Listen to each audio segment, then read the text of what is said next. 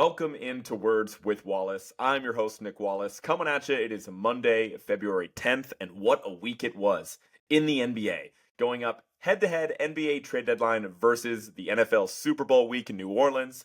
All week long, NBA dominates the headlines. People are still processing the Luka trade over a week later. And then, of course, in the biggest stage, the NFL kind of craps the bed. Mahomes is terrible. Chiefs lose. I'm happy. And now all the casual fans turn their attention to the NBA because it's the last sport that people care about. So, great week to be an NBA fan. And we're going to break down everything that happened on this podcast. We're going to go through every move. Yes, every move, even the irrelevant ones, just to say that we did. And then, of course, at the end of the episode, we're going to rank the top 5 moves that I believe are going to be the most impactful trades of this recent NBA trade deadline. So, stay tuned for that. But before we get into all the moves, and again, this is going to be a loaded podcast, and I'm not going to spend a lot of time on like the minor salary cap move and who they play for, all stars that got dealt within the past week or so. But before we talk about all those moves, I wanted to touch on a few teams that surprisingly made no moves, and let's just talk about those teams real quick. Starting with the Orlando Magic, I mean, this is a team that I was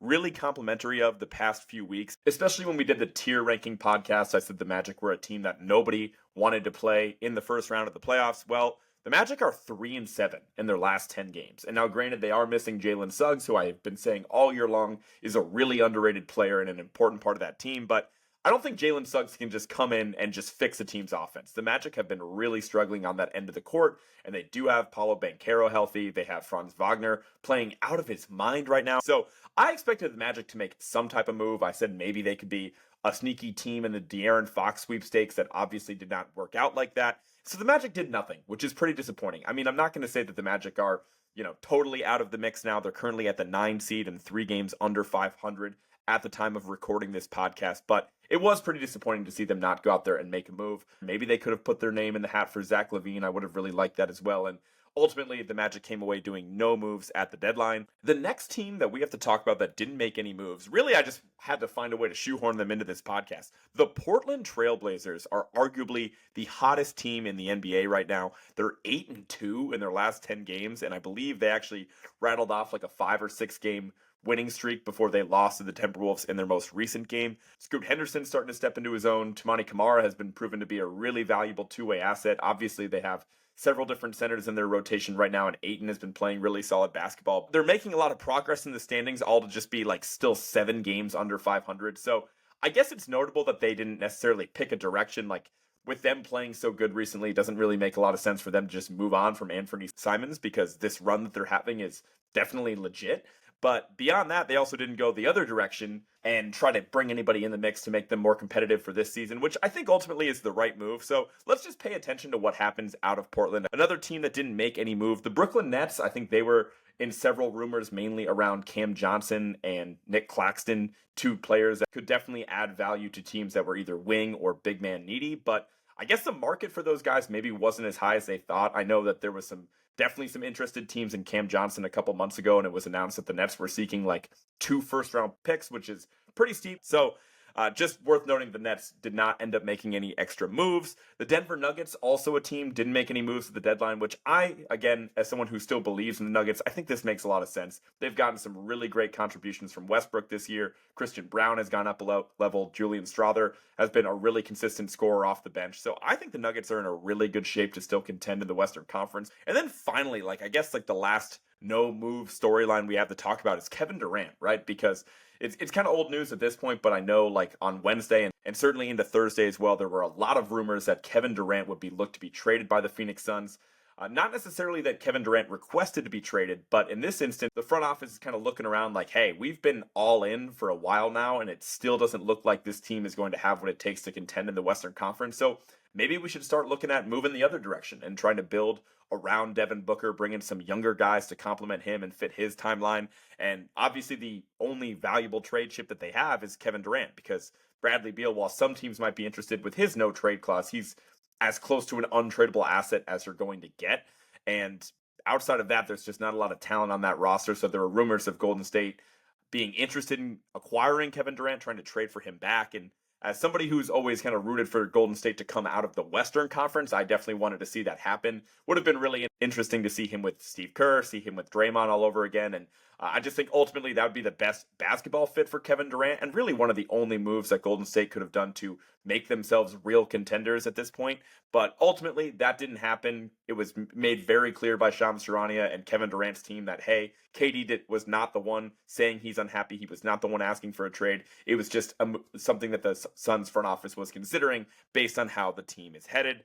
And then finally, two other little moves that we have to talk about before we get into the trades. There were a couple, I guess, buyout situations going on. Ben Simmons was bought out by the Brooklyn Nets, and he recently signed with the Clippers. So a chance for Ben Simmons to play meaningful basketball, I guess, if he's able to stay healthy just like everybody else. He'll fit right in Los Angeles. I mean, again, I'm not going to say that Ben Simmons has no value at this point. I just don't know how you can confidently depend on him to be healthy or be in the right frame of mind to contribute when the Clippers are going to need him the most, because he's certainly a talented player, but he's clearly diminished physically. Like, some of the stuff that prevented him from playing was definitely mental and definitely coming from Ben Simmons himself and his camp, but he's definitely had some very real injuries as well. And so he's not the same guy that we saw in Philadelphia several years ago.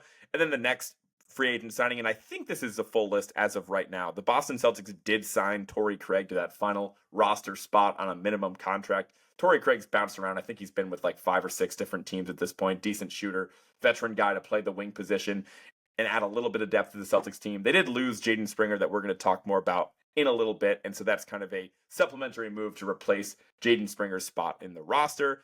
All right, now we're going to rip through every single move from the past week or so in the NBA. In this first tier, we're not going to spend a lot of time on these trades. These are the trades you probably don't care about. Let's fly through them. A lot of these moves are either no-name players or just like roster moves to get under certain aprons and provide some salary cap relief to teams and ownership groups. So let's start with the first trade that we had actually before the Luka trade. This was a deal between the Clippers and the Jazz in which the Clippers received Drew Eubanks and Patty Mills, and the Utah Jazz got Mo Bamba, PJ Tucker, and a 2030 second round pick.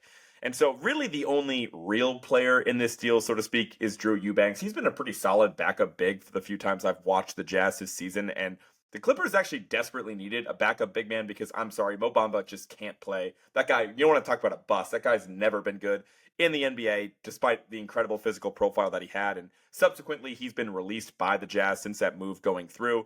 And so the Clippers are actually able to get a backup center for like the super low, and maybe that'll be a good fit for them later on this season. And then the Utah Jazz, they just really get like a second round pick out of the deal. The next move we have in place was a swap of draft picks between the Hornets and the Thunder. They actually swapped a 2029 second round pick via Phoenix, went over to the Hornets, and a 2030 second round pick via Denver went to the Thunder. And I just thought it was funny to note this trade because like OKC, despite their spot atop the Western Conference standings, looking like arguably the best team in the NBA this season, they're like a literal bank of picks. Like if a team wants to maneuver a little bit, if they want to just like move forward in the draft one year like Charlotte did in this instance, all roads lead to OKC, where they can just afford to make these weird moves around the margin. So I don't really know what's in it. It's just like a fun reminder of just how many picks OKC has. The next deal we have here is between the Detroit Pistons and the Philadelphia 76ers. The Pistons received KJ Martin and 2 second-round picks, and the 76ers got some cash out of that deal. So again, just a salary move here for Philadelphia in which they're moving on from KJ Martin, who was a nice player, had some moments in Houston, but just is an undersized 4 that can't really space the floor all that well. So ultimately, the Pistons are able to recoup a couple second-round picks. Next, we have to talk about the only move that my Boston Celtics made, and this was a swap between the Boston Celtics and the Houston Rockets. The Celtics got a 2031 second-round pick, and the Rockets got Jaden Springer and a 2030 second-round pick. So ultimately, this was a salary move by the Boston Celtics to save ownership a little bit on the tax bill because Springer was on a somewhat legitimate contract. And it's pretty sad to see Springer be the consequence of this action, right? He's had some real moments recently with the Celtics, not so much his first year with the team, but especially a couple weeks ago in that game against the Clippers, in which the Celtics were playing on the road. They were playing a completely undermanned Clippers team, but the Clippers were playing out of their mind, right? KPJ was going crazy, and we put in Jaden Springer late in the game, and he guarded Kevin Porter Jr. and made his life hell, had some of the most impressive steals that I've ever seen, and even hit a 3 in overtime to kind of seal the game. So he was like a nice option for us to have, like, let's say if Sam Hauser isn't hitting his shots, to have like a more defensive-minded wing we can throw in the game, or just somebody that, again, like despite having Drew Holiday and Derek White on the team, like the amount of energy and effort that Jaden Springer gives when he's on the court just can't be replicated by guys that are comfortable in their role. Like Jaden Springer just wants it too bad at this stage of his career. So it sucks to see him go, but ultimately he's a defensive monster. He deserves some developmental minutes. I'm not sure if he's going to get those minutes in Houston just because Houston is so loaded. They have so many guys in that roster, but ultimately there's a reason that Ime Udoka traded for this guy. He has an eye for defense and knows that Springer could provide some value down the road. Next move we have to talk about, again, I think this is the last move that the Oklahoma City Thunder made. This was a swap between the Thunder and the Pelicans in which the Thunder received Daniel Tice in a second round pick, and the Pelicans got some cash considerations. So low key, Daniel Tice, former Boston Celtic, is like an NBA grid MVP at this point. I think OKC is like the 7th team that he's played for, which is kind of wild. But I like the move for the Thunder, right? They get a guy that's played on some good teams in the past and can provide some solid backup center minutes. Because again, I'm not sold on the other Jalen Williams. He's had some really bad games recently for OKC, so maybe Tice gets a nod when it matters the most for the Thunder, but I'm not holding out on that. Next trade we have to talk about between the Wizards and the Kings. In this deal, the Sacramento Kings received Jonas Valanciunas, and the Washington Wizards got Sidy Cissoko, if I'm pronouncing that correctly, along with 2 second-round picks. It is kind of funny because Washington basically signed Jonas Valanciunas just with the full intention of trading him at the deadline. Like, I don't really know why else Washington wanted this guy in the first place. And look, Valanciunas is like definitely a serviceable like post scorer and rebounder, but he's just like as slow on his feet as you will possibly find, especially at this point in his career. And so it was pretty unlikely they were ever going to get like first round draft capital or any young talent in return for Jonas Valanciunas. But ultimately, they don't play any defense in Sacramento anyway. They get a backup big man for Sabonis, who actually has a lot of the same skills as Sabonis, so maybe he's a pretty good fit there. Moving on to the next deal, we have a swap between the Washington Wizards and the Philadelphia 76ers. In this deal, the Wizards received Reggie Jackson in a 2026 first-round pick that was the least favorable of OKC, Houston, or the Clippers. And then Philadelphia received Jared Butler and 4 different second-round picks. So ultimately, Washington gets a really low value first in exchange for like a bunch of second round picks. So that's exactly what Washington's trying to do. They're trying to be like, hey, give me all your bad contracts, give me all your old guys, and we're just going to take all the draft capital we can get at this point since we are in an all out tank. So that makes sense for both sides. Moving on, this deal I almost put in like the moderately interesting category. This was a swap between the Miami Heat and the Toronto Raptors in which the Miami Heat received Davion Mitchell and the Toronto Raptors received PJ Tucker in a 2026 second round pick. If anybody can unlock the defensive upside of Davion Mitchell, it's probably the Miami Heat. He was obviously a pretty highly drafted guy a couple years ago that I think was originally taken by the Sacramento Kings.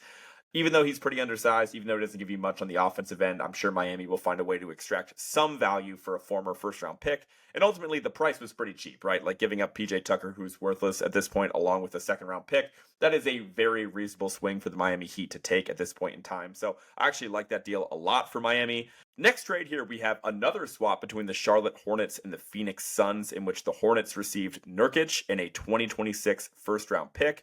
And in return, the Suns received Cody Martin, Vasil Micic, and a 2026 second-round pick. So ultimately, the net of this deal is that Phoenix used one of their micro first-round picks that they got in that swap from Houston a couple weeks ago just to remove Nurkic, his terrible contract, and that headache from the team. So I guess in return, you get Cody Martin, who fits right in as like another undersized older wing in Phoenix, who's probably not going to play that much. And I'm afraid Micic kind of sucks. I know that I think he's only in his second year actually playing in the NBA, despite being drafted a couple years ago. Like he's an older prospect, foreign guy who just like, I guess he's had some decent games for Charlotte because LaMelo Ball's out so much and he'll just get to cook, but turns the ball over a lot, like doesn't give you much in the defensive end, isn't that great of a shooter. So not super high on the return that Phoenix gets outside of just removing Nurkic. And I guess that's what you have to pay to get off of Nurkic, is like one of those really crappy first round picks. So I guess that's a decent move for the Suns, but time will tell on that front.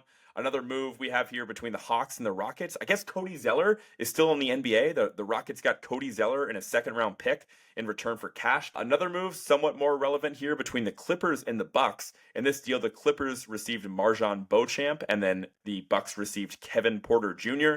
If you're willing to look past like the personal issues with Kevin Porter Jr., which I think he was cleared of in some capacity, not entirely up to date on that situation, I think it's actually a decent move for the Bucks. I mean, Beauchamp had completely fallen out of the rotation despite having some defensive upside the past couple of years, and I know that Bobby Portis has been like the second unit scorer for the Bucks the past several years at this point, but at least Kevin Porter Jr. gives you a more traditional ball handling option for Milwaukee there. So that's a nice little upside play for the Bucks if you can stomach the off the court stuff with Kevin Porter Jr.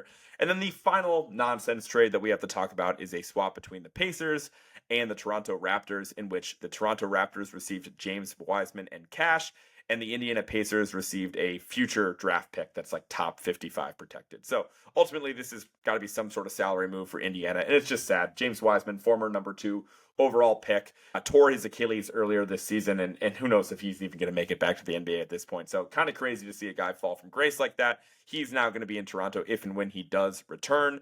Moving on, this is where we have the start of the moderately interesting trade. So bear with me here for a little bit. We got like 4 or 5 of these before we get into the top 5 most impactful moves. But I do think this first trade is particularly fascinating. This was a swap between the Dallas Mavericks and the Philadelphia 76ers. And in this deal, the Mavericks received Caleb Martin and the Sixers received Quentin Grimes in a 2025 second round pick. So stop me if you've heard this before, but I actually hate this deal for the Dallas Mavericks. Outside of like the Christmas Day game in which Caleb Martin, as always, like cooked the Celtics, Grimes has just been a far better player than Caleb Martin all year long. He's been available, and ever since the Mavericks swapped him for Tim Hardaway Jr., I believe at the start of the offseason, every time I watch Grimes, I'm just kind of more impressed with him. Like, he gives you a lot of energy on the defensive end of the court, been knocking down threes at a consistent clip, like just been a really solid player for the Mavs that they can depend on and can be like a nice defensive complement to guys like Kyrie and, Luka a couple weeks ago. But that being said, they swap him out for Caleb Martin, who's only played in like 31 games all year and is currently out 2 to 3 weeks at least with a hip injury right now. So this guy really has not been available, hasn't been producing for a really disappointing Philadelphia team all year. But of course, we have to remember, Dallas really prioritizes players being available. That's why they keep trading for hurt guys. So with all that in mind, I guess the only positive you can say for Dallas in this situation is that if Caleb Martin is able to get healthy and rebound, he is on like a nice contract here for another 2 years after this season at $10 million per year. So not only is that like decent value for what Caleb Martin in theory will give you, but he is a lot more tradable at that number and one of those rare like $10 million a year contracts that just seem to be kind of fading out at this point. And of course, if the Mavericks ever make it back to the finals, as do the Boston Celtics, then they will be more equipped to play the Celtics because nobody kills the Celtics like Caleb Martin. But ultimately, again, I don't know why Dallas would be the one to have to give up the pick in that deal to get the older, less available, and just less talented player at this point. But that's the move that they made. So keeping it moving to the next deal here, we have a swap between mainly the Bucks and the Wizards, and the Knicks got in on this as well. In this deal, the Milwaukee Bucks received Kyle Kuzma, Patrick Baldwin Jr., Jericho Sims, and like a second round pick. The Wizards received Chris Middleton, AJ Johnson, the Bucks' first round pick of their recent draft in 2024, plus a 2028 first round pick swap, which I doubt would come in play if Giannis is still playing in Milwaukee, but we will see.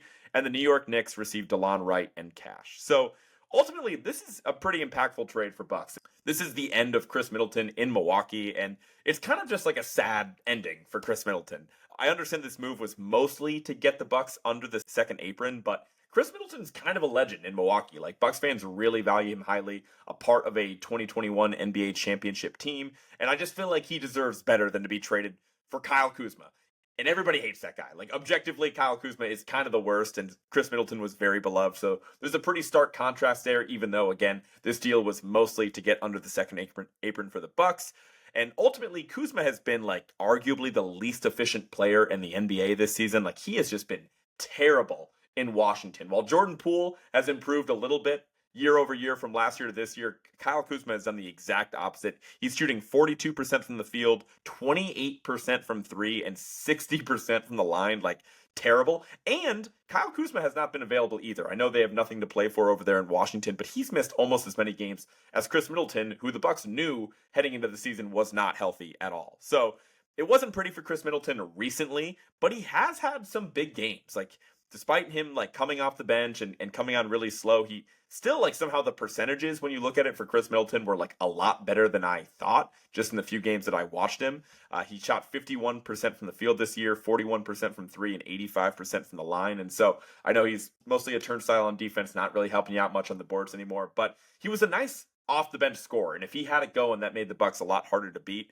And now I know I just was got done shitting on Kuzma and saying how bad he was this year. But it is worth noting, like, this is not a guy who's just been rotting away on bad teams his whole career. He started his career in Los Angeles. He was a part of the 2020 Lakers championship team. He gave them 25 minutes per game this year, and he could improve with a shift to meaningful basketball. Like, you really can't compare the Washington situation and what's going on right now to really any other situation in the entire NBA. So he's definitely going to be giving more effort. If he can ultimately be more productive than Chris Middleton, I don't really know. But even if he is somehow an upgrade over Chris Middleton, I don't really think it's changing the Bucks' fortunes. I don't think this suddenly makes them like a real contender coming out of the Eastern Conference. And unfortunately, the price you had to pay to get under that apron was pretty steep, right? Like the emotional value of giving up Chris Middleton, and you had to give up your 2024 first round pick, who again, AJ Johnson. He's a really raw prospect. I think he came over from the G League, if I'm not mistaken, and he really got like no minutes on the Bucks, which makes sense because they're a team that's trying to win an NBA title. Doc is not going to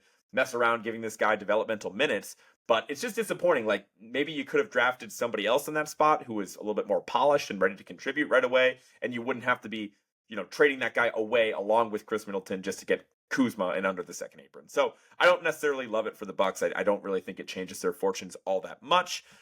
A really weird trade we have here, one of our final ones before we get to the top five. This was a swap between the Toronto Raptors and the New Orleans Pelicans. The Toronto Raptors picked up Brandon Ingram, and New Orleans in return received Bruce Brown, Kelly Olynyk, a 2025 second round pick, and a 2026 first round pick via the Indiana Pacers.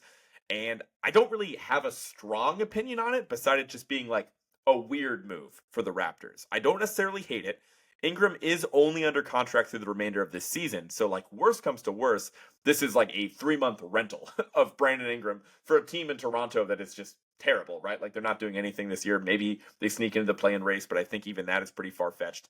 And I haven't heard anything yet, again, at the time of recording this podcast, about Brandon Ingram definitely locking in an agreement with the Toronto Raptors. I think he's at least going to take it to free agency. Maybe the team has some sort of like verbal understanding with him at this point, but I don't know of that right now. But Toronto definitely gets his bird rights, right? They're definitely going to be able to offer Brandon Ingram a slightly higher contract than nearly anybody else. And ultimately, if you're Toronto, you're not making any noise on the free agent market. Like nobody's in a rush to, freeze their ass off in Toronto, play overseas, play in a different country, so to speak. Like, I'm sorry, like that's just not a destination for free agents right now. But if you are able to re-sign Brandon Ingram, could this be like a watered down version of what Indiana did with Pascal Siakam last year? Like it's a very similar move, and ultimately that worked out really well for Indiana. But I guess the larger question that I have for the Toronto Raptors is like, what does a core or a big three, so to speak, of Brandon Ingram, Scotty Barnes, and RJ Barrett get you? Like, the reality of that, I think that's probably only a 40-win team, assuming every guy stays healthy, which Brandon Ingram mostly has not been the past couple of years. And I really like Brandon Ingram. Like, he's really skilled, really talented player. I like watching him play, but he's just like that below the top 2 tiers of superstars where you can confidently say they're like a top 1 or 2 on a championship team. And it just seems like everybody has better options as like a primary creator right now. So I do think he can have a chip on his shoulder. And I really don't hate the idea of Toronto taking this swing when they can't bring in free agents, but I just don't see what the long-term plan is for Toronto because they're really not winning anything anytime soon. And it's just really hard to contend without a truly special player, which I don't believe that Toronto has. And moving over to the Pelicans side of things, like evidently the trade market for Brandon Ingram was like zapped at this point, especially with how little time he has left on his contract. So it's not bad, all things considered, for the Pelicans to get Bruce Brown, to get Kelly Olynyk, some tradable players there, and to get a first-round pick out of the deal. Like the Pelicans could do a lot worse, especially with the nightmare season that they're having. At least now they can really focus on turning the team over to Trey Murphy and obviously assuming they keep Zion him as well and move on from the Brandon Ingram era. Next deal we have here is a swap between the Atlanta Hawks and the Los Angeles Clippers, in which the Atlanta Hawks received Terrence Mann and Bones Highland, and the Clippers in return received Bogdan Bogdanovic and 3 second-round picks. And this is really just like a swap of teams exchanging players who are having like their career worst years. Terrence Mann was injured for the vast majority of the start of the NBA season, and ever since coming back just hasn't gotten a lot of consistent minutes, hasn't had a lot of confidence in the time that he's played for the Clippers. And Bogdanovic has just not been able to shoot the ball at all. Like all of his career shooting splits are down after almost beating Team USA in the Olympics, if you guys remember that moment over this past summer. So hopefully this gives both guys an opportunity to try a new team out, get their confidence back, and give some strength where they need it, right? I think the Clippers have enough defensive-minded players on the roster currently, and so getting in the perfect world, a little bit more consistent shooting and scoring off the bench is probably better for the Clippers at this point. And for Atlanta, it doesn't hurt to get another defensive minded guard in the rotation. I'm not really thinking much of Bones Highland in this instance. He's been passed around a few times, and he's like a guy that publicly said he didn't want to play in Denver alongside Jokic. So, got to question where his head's at, even though he has a pretty nasty highlight mix if you just look at the clips of what he's been able to do his first couple years in the league.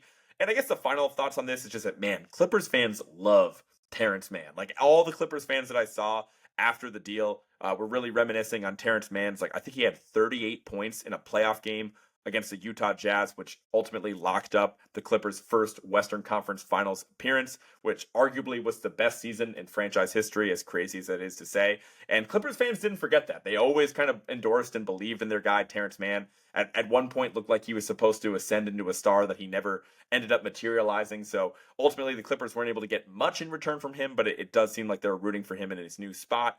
And again, Bogdanovic, everything's been downhill ever since he did like the Melo headbang 3 in the Olympics over Team USA. Apparently him and Melo are like boys. So I was going to do something earlier this year where I made fun of Bogdanovic just for how bad he's been in the regular season, but I guess they were cool in that moment. So we'll see what he's able to do for the Clippers. And then the final deal before we talk about the top 5 most impactful moves. This was a swap mainly between the Grizzlies and the Wizards, and the Kings got involved as well. In this deal, the Memphis Grizzlies received Marvin Bagley, Johnny Davis, and 2 second-round picks. The Wizards received Colby Jones, Marcus Smart, Alex Len, and a 2025 first-round pick, I believe, of Memphis.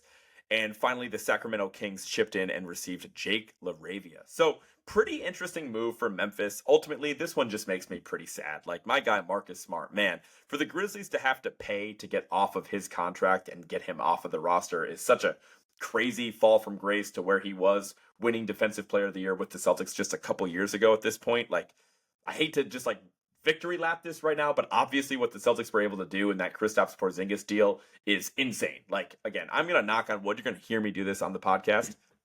Even with Kristaps' checkered injury history, no matter what, that deal is a massive win. The Celtics were able to recoup some draft capital. They were able to get Kristaps Porzingis, who's been a very productive player for the team when healthy. And sadly, Marcus Smart has just barely played for Memphis. And when he did play, he was really disappointing. So ultimately, the Grizzlies give up a lot to get off of him, right? They give up a first-round pick. They also give up a rotation piece in Jake LaRavia, who is playing pretty solid minutes as a younger guy in Memphis. They just have an overwhelming number of players that are fighting for minutes in that rotation. So I guess LaRavia ultimately wasn't that valuable. But I did see an article from like a Grizzlies site that said that this now opens up room for the Grizzlies to sign Jaren Jackson Jr. to like a supermax extension this offseason. So ultimately the priority is with Jaren Jackson and John Morant at this point in time. So gives the Grizzlies a little bit more financial flexibility moving forward. This year, they really don't get anything in return. I doubt Marvin Bagley or Johnny Davis are able to, revive their careers in any capacity in Memphis, especially with how deep the rosters are. But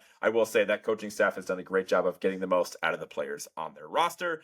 And finally, a nice little win for the Kings in there, too. Getting Jake LaRavia, getting a rotation piece, only really throwing in some contracts, and I'd imagine a second-round pick is a pretty good return for Sacramento as well. And Washington, they get the coveted first-round pick just to take on a bunch of bad contracts, and essentially are just collecting a bunch of old guys at this point, right? They have Chris Middleton, a beloved Buck. They have Marcus Smart, a beloved Celtic, and Brogdon, a beloved member of both the Bucks and the Celtics now at this point in time. So they're just collecting all the bad contracts that people don't want. All right, let's talk about the top 5 most impactful moves of the 2025 NBA trade deadline. And we're going to start off with a trade that, as of right now, technically doesn't count. Technically did not go through, but we're still going to talk about it either way. This was a swap between the Los Angeles Lakers and the Charlotte Hornets, in which the Lakers received center Mark Williams, and in return, the Hornets received Dalton Knecht, Cam Reddish, a 2030 first-round pick swap, and a 2031 unprotected first-round pick. So let's just go back a little bit. This is a massive swing the Lakers took. And what a week it was for the Lakers. Obviously, they start last week by trading for Luka Doncic in the middle of the night. fan base is going crazy. Then they make this move to trade for Mark Williams and fill the gaping hole for that center position. We talked about it on my previous podcast that once they moved Anthony Davis, they're looking at like a big man rotation of Jackson Hayes and like Jared Vanderbilt when he does play, and like a lot of LeBron, like small ball five. Like it just didn't really seem sustainable until they make this move to acquire Mark Williams, who is really broken out this year. Like he's averaging 16 and 10. He's been really solid. He's like a massive target. He's still only 23 years old and would be like a perfect lob guy alongside Luka and LeBron. And then it just keeps getting better for the Lakers, right? They destroy the Clippers on the road in the new Intuit Dome. Like they absolutely dominate the Clippers in that game, despite not having Luka, despite having already traded away AD. The following game, LeBron goes for 42, 17, and 8 in a win over Steph Curry and the Golden State Warriors on national TV. And then to cap off the week, Austin Reaves goes for 45 the other day in a win over the Pacers with no LeBron James playing. Like Austin Reaves was sauteing that game, like played out of his mind. And then that night after that game, we get news that this trade was canceled, essentially due to a Mark Williams physical, right? Almost all of these trades are dependent on both teams performing a physical on the players that they receive in the deal. And I guess it took a few days for Mark Williams to get his ass out to Los Angeles for them to check him out. And when they did, they found that either he wasn't healthy currently or the long-term health of Mark Williams is in such doubt that they did not feel comfortable making this move. And therefore, the Hornets did not meet their conditions of the trade. And so the trade was canceled. However, literally at the time of recording this, I just saw a few minutes ago that Shams Charania tweeted that the Charlotte Hornets have been in contact with the NBA as they explore options to dispute the Los Angeles Lakers' failed physical assessment of Mark Williams. The Williams Connect trade was nixed on Saturday, and now the Hornets are weighing avenues to challenge. So I don't really know how possible it is, how feasible it is that the Hornets are actually able to do something about this and push through the trade. So again, to summarize that, it sounds like the Hornets are now fighting for the deal to actually go through, which makes me feel even less confident about the long-term health of Mark Williams. So we'll see. We don't really have any other updates at this time. At the time of my next podcast, I would imagine we will have like a conclusion of this story. My gut tells me right now that this trade is probably not going to go through, but that still means it's very impactful for both sides. Like, let's get into it. If the trade were to go through, I do get it from both sides, right? Like we just talked about it. The Lakers had a massive hole at the center position, right? Like Mark Williams would fill that hole nicely. And they look at themselves as contenders, right? Even though this trade for Luka makes them a much more viable team for like the next 5 years, right? They don't want to waste the season that they're currently getting from LeBron James. He's 40 years old. He's still producing at a ridiculously high level. It's insane to expect him to be able to continue this for 1, 2, 3 more years. He just might do it because he's that special, but the Lakers would be foolish to not try to maximize this window with LeBron. And so they're taking a swing, right? Like if they make this trade and Mark Williams played in, let's say, 75% of the games or more, that is almost certainly going to be a win for the Los Angeles Lakers, right?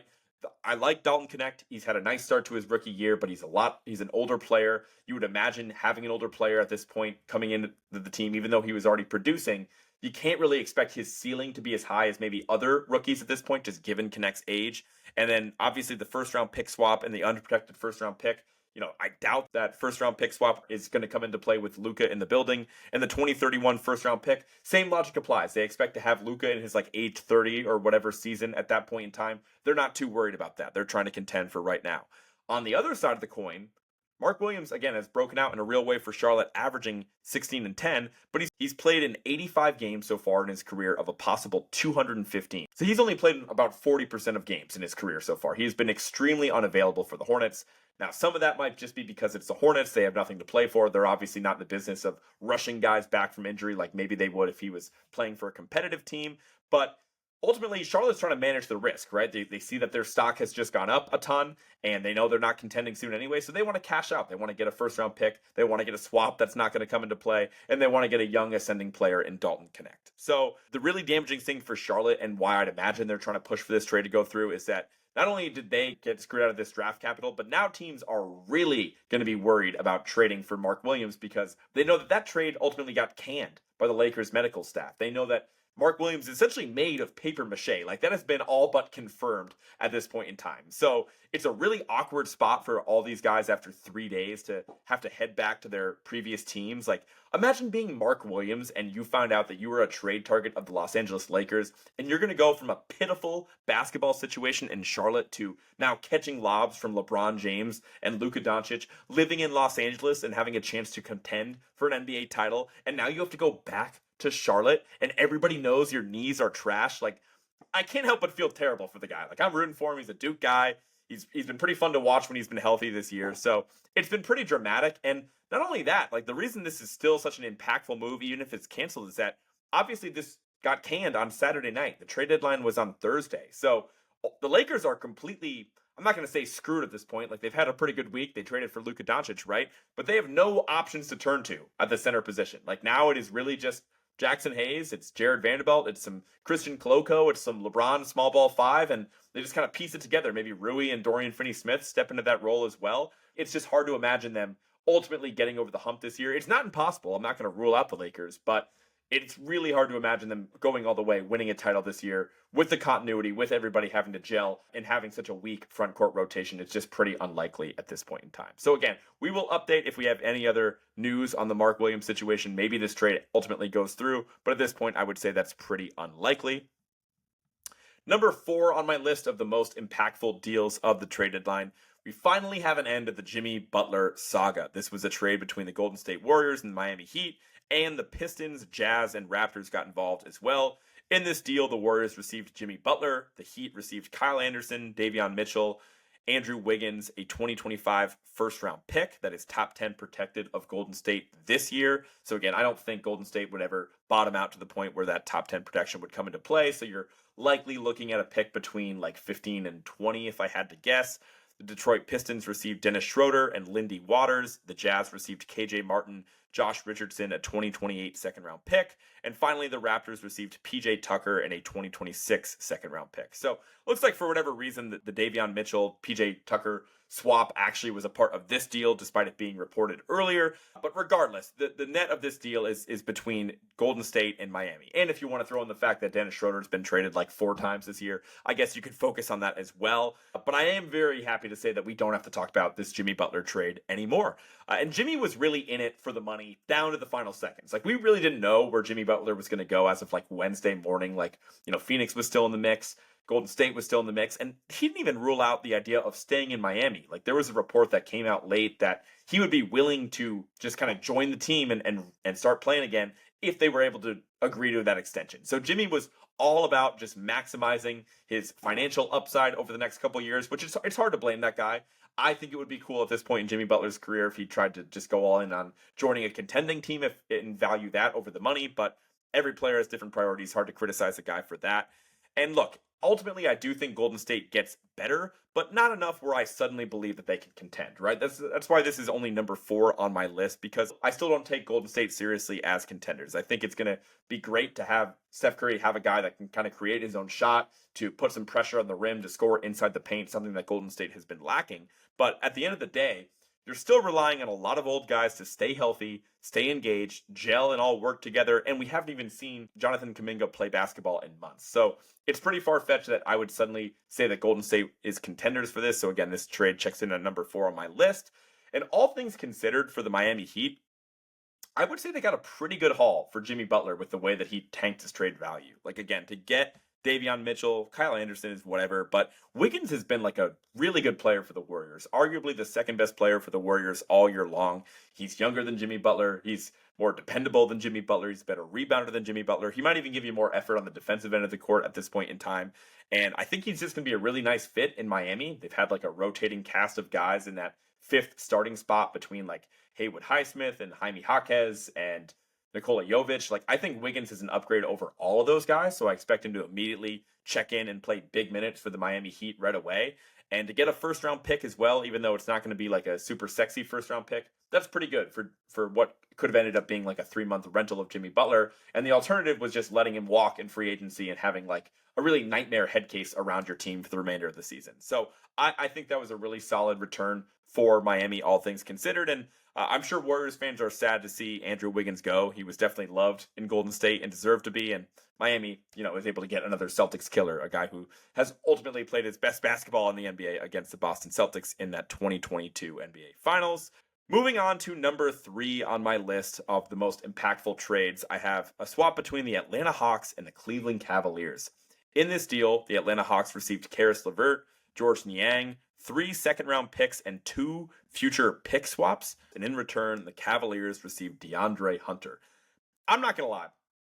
This trade easily pissed me off more than any other trade because I cannot for the life of me understand this deal from the Atlanta Hawks perspective. Let's just recap as to why I'm so confused.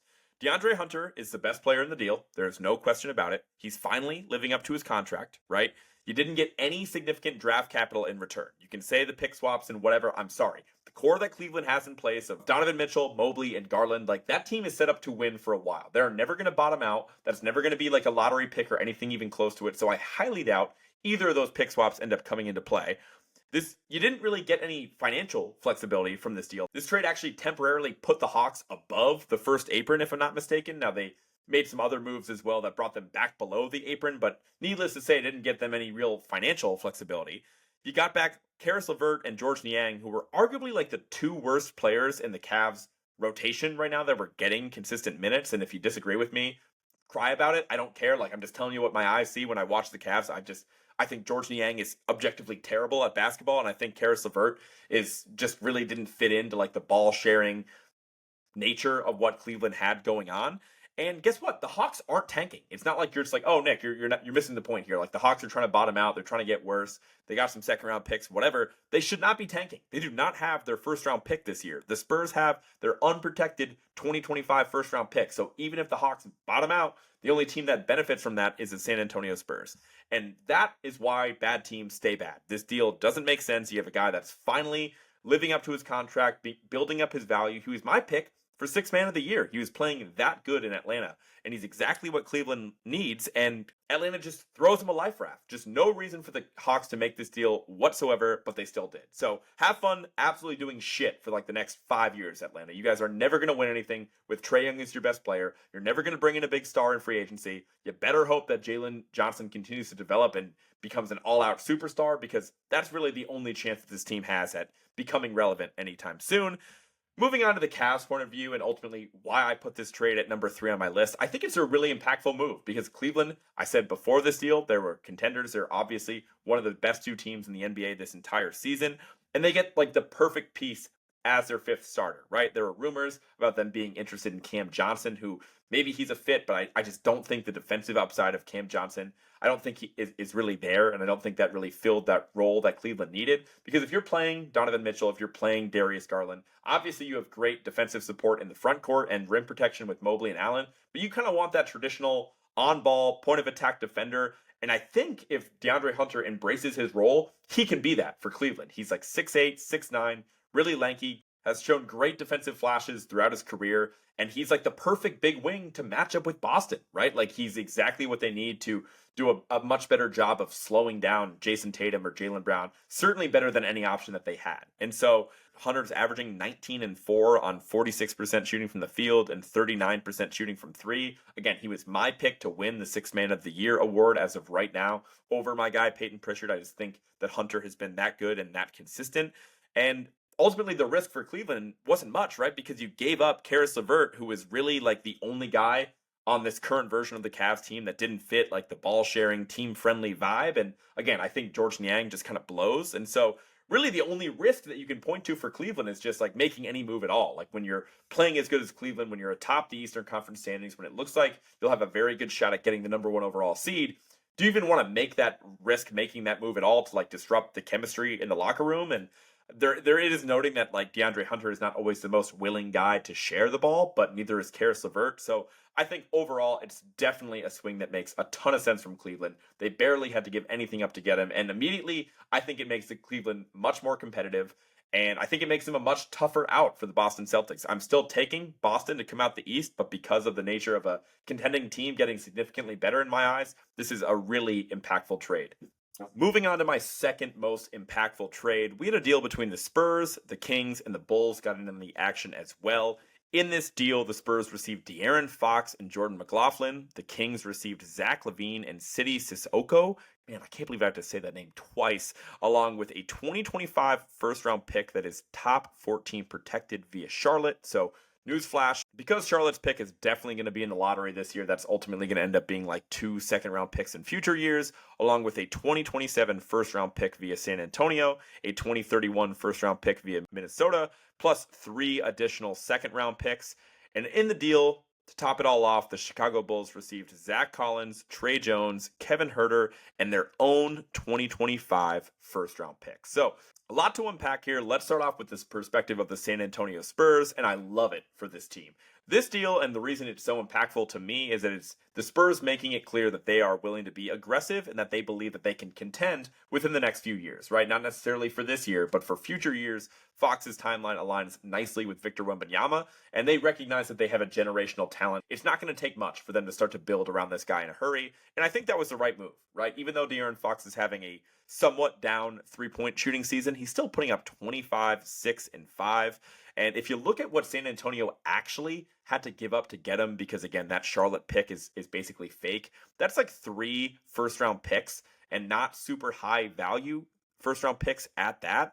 And they were able to give up some bad contracts. Like, that is a pretty light price to pay for De'Aaron Fox. Now, granted, Fox made it clear he wasn't going to sign with the Kings. He made it clear he wanted to go to San Antonio, so maybe that helped with the Spurs' leverage in this case, but ultimately they're the clear winners of the deal. Fox is going to be an amazing fit alongside Victor Wembanyama and Castle, and that's like a core 3 guys that the team can build around right now. I still think in a perfect world they get like another star, maybe a guy that plays like the wing position that can be like a consistent second or third option on the team for me to really believe that San Antonio can win a title as soon as next year or the year after that. But ultimately, San Antonio's right on track with everything that they want to do.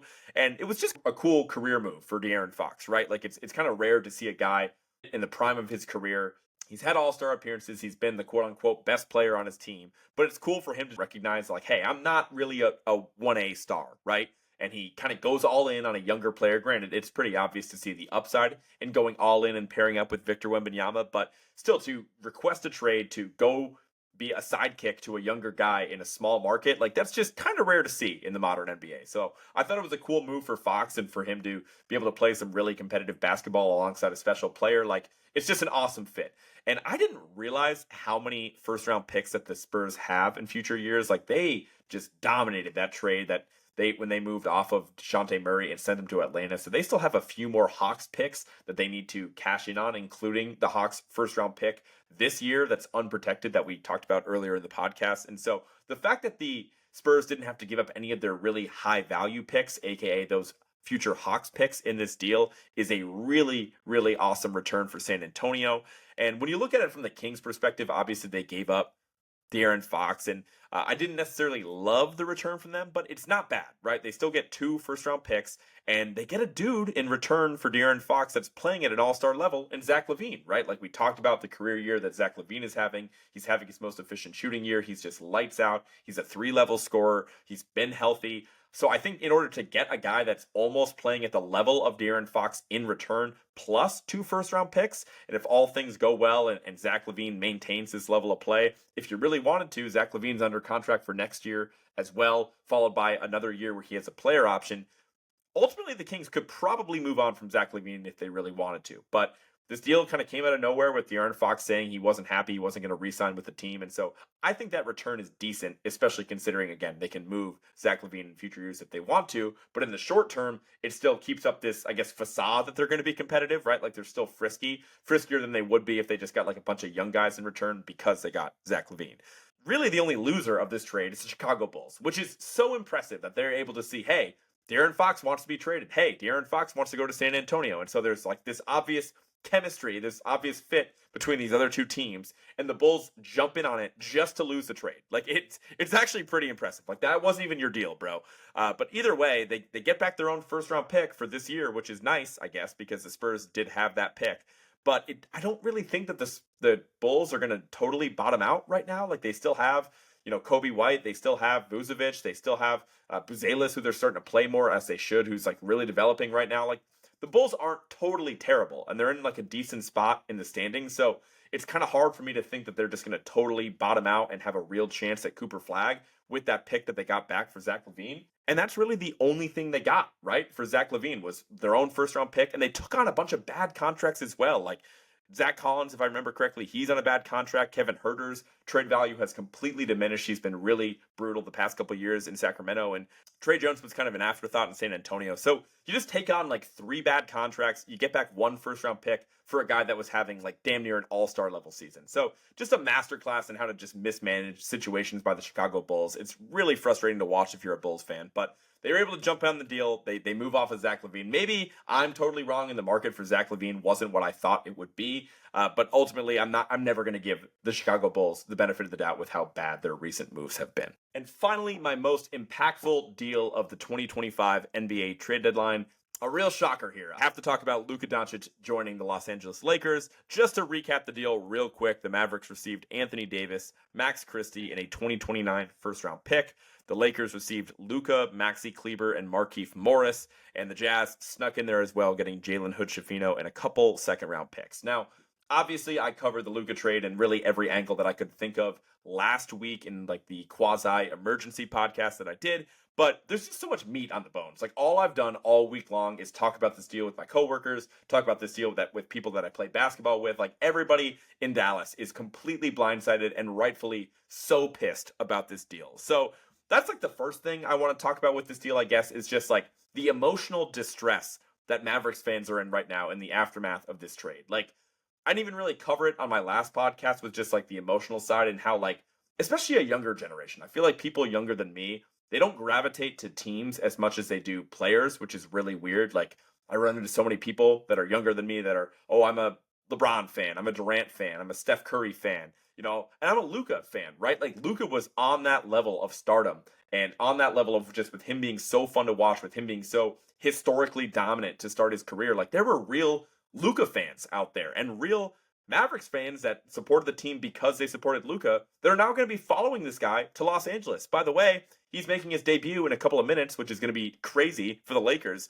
And it's just so ridiculous that Nico Harrison would just have the balls to just snatch away everybody's love of this team and the love of this player. And I don't care how bad it was behind the scenes. There was really no Mavericks fans out there that were frustrated with Luka, that were not so pleased to have Luka Doncic on this team. Yes, I know he bitches about the officials. Yes, I know he's likely out of shape basically every year. Yes, I know that last season didn't end the way we wanted to, and Luka probably could have played a little bit better in the finals. But no Mavericks fans that I know, that I've talked to, that I've seen, were harboring any sort of resentment toward that guy. And so whatever it was behind the scene for Nico Harrison to be like, no, this is the right move. I don't care what our fans think. They have every reason to be upset. They're every reason to protest, every reason to have fire Nico signs at the Mavs games tonight. And of course, that soft organization is like kicking people out with those signs. They have every right to protest this deal. And so I think it's just so frustrating and so disappointing for Mavericks fans out there. Like it really is, just makes me sick to my stomach to think of what would happen if the Celtics traded away Jason Tatum, if, you know, the Warriors were to trade away Steph Curry. Like that is a similar level of effect that it would be with Luka in Dallas. He was not just the best player on the Mavericks and the face of this franchise. He was a face of Dallas sports. I mean, Dallas is one of the biggest markets in the entire country. Like it wasn't Dak Prescott, like it's not CeeDee Lamb, like it was Luka was the guy in Dallas. And now that title is really up for grabs on who the top guy in Dallas is going to be, but there was no question it was Luka the previous several years because of how special he was. And I think it was just funny, like we kind of knew that the new ownership was pretty clueless and made it an objectively terrible decision by letting Nico Harrison do this deal. It also was painfully obvious that Mark Cuban, even though he was supposed to be still involved after he sold off his majority share in the team last year, he was still supposed to be involved in basketball decisions, I think overseeing basketball operations, whatever that was. It's very obvious that wasn't the case, right? Obviously, Mark Cuban had nothing to do with this, probably made him sick. And now we're getting this new guy, Patrick Dumont, who is the majority owner of the Mavericks now and like the face of Mavericks ownership, so to speak. Very punchable face. I mean, good God, Google that guy. He is hideous. He looks like he was cast to be like the villain in like a Pixar movie. Like he is horrible to look at. And he had a really interesting quote that tells you everything you need to know about his mindset on this deal. And again, this is taken out of context. There was a longer quote, whatever. But the quote from Mavs owner Patrick Dumont was, "If you look at the greats in this league, the people you and I grew up with, Michael Jordan, Larry Bird, Kobe Bryant, Shaq, They worked really hard every day with a singular focus to win. And if you don't have that, it doesn't work. And if you don't have that, you shouldn't be a part of the Dallas Mavericks. That's very powerful, Patrick. And first of all, like, it's so ridiculous to think that every single superstar has to have the same exact mentality. Every single superstar that comes out has to be just like Kobe Bryant. That's what made Kobe so special, right? Was like there was only one Kobe. And it just shows that Patrick Dumont, you do not know ball, brother, because one of the guys you listed in that example, and maybe we're being too critical of this guy, but he probably deserves it, signing off in this terrible move. He listed Shaq as one of those guys who worked really hard every day with a singular focus to win. I wasn't alive for the prime of Shaq's career, or I guess I wasn't aware for the prime of Shaq's career. Shaq was notorious for being out of shape. Shaq was notorious for not having the focus that it took to win a championship. That's why him and Kobe didn't mesh. You can't just say Kobe and Shaq back to back in that statement like they both had a singular focus to win. Evidently, Patrick Dumont, you do not know ball. And if you did not recognize that despite the off-the-court struggles that Luka had, that his competitive edge on the court was worth all that other bullshit, what he gave you as far as production and as far as what he has already brought to this team as far as wins wasn't worth it, then you just don't know ball, my friend. But we could have figured that out before that quote came out. And unfortunately, to add injury to insult in this situation for Dallas Mavericks fans, we have to talk about Anthony Davis's debut with the team, in which AD was amazing. And first of all, I'd be really disappointed to see any Mavericks fans that are harboring any sort of resentment toward Anthony Davis or Max Christie for just being involved with this deal. Obviously, those guys have no control in that situation. And when Anthony Davis is right, he's a really special player. And he dominated in his debut against the Rockets on Saturday. He had 26 points, 16 rebounds, 7 assists, and 3 blocks. And I believe the Mavericks set their franchise record for most blocks in the game. I think they had 18 blocks against the Rockets or something crazy. Ended up winning this game, but late in the third quarter. So again, Anthony Davis did that stat line all through 3 quarters, by the way. He got hurt with a left adductor strain, and now he is going to be out for at least a month. They really don't have a clear timetable yet. Obviously, he's not going to be playing in the All-Star game coming up. And we don't know exactly when Anthony Davis is going to be back, but this is essentially a re-aggravation of the abdominal injury that recently kept Anthony Davis out for a week and a half. And so, again, I really just don't want to be like, I told you so to the Dallas Mavericks, because that's not what anybody needs right now, and it's really messed up, especially given that AD was pretty durable this last season and the start of this season. But the reality is, not only did you trade away Luka Doncic for a guy that's on the older side, you traded away Luka Doncic for a guy that notoriously has injury issues. Call it what it is. And you traded for a guy that was currently injured. Having an injury like an abductor strain, I'm not a doctor. I don't know how likely the chance of re-injury is, but I'll tell you right now, he's a lot more likely to be hurt when he's already dealing with something than somebody who's completely healthy. And you did the same thing with Caleb Martin, by the way. And it's just really ridiculous to speak out of both sides of your mouth and say that the main reason you gave up Luka was his availability and his conditioning and all that stuff, and you go and you trade for a guy who immediately gets hurt in the first game. And again, I genuinely feel awful for Anthony Davis. I feel awful for Mavericks fans that have to deal with that. This isn't supposed to be some see, I told you so, because Anthony Davis is an awesome player, but the reality is you traded for an injury-prone player and it blew up in your face right away. Right away. That is just going to sting so bad. Again, the Lakers game hasn't tipped off yet, but I'm sure Luka's going to do something ridiculous in his debut, and it's just going to make Mavericks fans feel that much worse. So that does it for this podcast. Again, my top 5 most impactful trades in order, going from 5 to number 1. We have to start off with the Lakers Hornets trade that didn't happen, the deal that sent Mark Williams to Los Angeles and Dalton Knecht and some draft capital in return to the Charlotte Hornets. The 4th most impactful deal, we have the deal between Jimmy Butler and the Miami Heat that sent Jimmy to Golden State, and in return, the Heat received Kyle Anderson, Davion Mitchell, Andrew Wiggins, and a 2025 first-round pick. 3rd most impactful deal, the swap between the Hawks and the Cavs that basically swapped out DeAndre Hunter for Karis LeVert, George Niang, 3 second-round picks, and some pick swaps. 2nd most impactful deal, the move that sent Fox to San Antonio, Zach LaVine to the Kings, and Chicago Bulls getting their own first-round pick back. And then finally, the most impactful deal, obviously the Luka trade that everybody cannot stop talking about. So I will be back with an episode next week. Hopefully a nice short episode reacting to All-Star Weekend. Hopefully I'm pleasantly surprised with how All-Star Weekend goes. We get a great dunk contest. We get a competitive All-Star game, but I'm not necessarily holding my breath on that. And real quick, before I let you go, I did just want to say that I caught the draft that they did on TNT where Kenny, Chuck, and Shaq picked the All-Star teams. And it is lame how much I care about it, but I must say, it was so lame and disappointing to watch. It was so stupid what they did. If you guys want to check out the full rosters, I'm sure you can look them up online. But to summarize, Chuck's team on paper is totally loaded. He has all the international guys. I think he has Shea and Giannis and Jokic all on the same team. And then you look at Kenny's team, it's all the young guys. It's like really underwhelming, at least on paper. And then Shaq has all the old guys. And they basically made it clear that like whatever the rosters ended up being, the NBA printed it out and gave to those guys, and it was fixed beforehand. Like they made it abundantly clear, like Ernie's going around like, hey guys, what's your theme? And Shaq's like, I'm gonna draft the old guys. And Kenny's like, I'm gonna draft the young guys. And then Chuck was like, I'm gonna draft the foreign guys. And that was the whole draft. And so like the order and like Jaylen Brown being the last pick, I like looked into that to see if anybody would care, but it was just all such a joke. Like it was evidently selected all beforehand. So it is what it is. Like I wanted that draft to be entertaining. I wanted the teams to be a little bit more competitive. I thought that'd be a fun watch, but instead we just get some fixed rosters from the NBA. All that being said, it could still work out if these guys actually play hard. I think it is interesting to pair the European guys and pair up the young guys and pair up the old guys to see if there is like a extra sense of pride that goes along with that. It feels like everything the NBA is doing is like very calculated to try to maximize the amount of effort and maximize how competitive the All-Star game will end up being. But again, I'm going to reserve my final judgment until the game actually happens. So I'll definitely be tuning in for that next Sunday night. Before I let you guys go, be sure to follow Words with Wallace on everything. That includes Spotify, Apple Music, wherever you get your podcasts. Be sure to support the show Words with Wallace on social media as well. That includes YouTube, Instagram, Twitter, Facebook, and TikTok. And I will talk to you guys next week. Enjoy the last few games before All-Star break. And enjoy All-Star weekend, guys. We'll talk soon. Peace.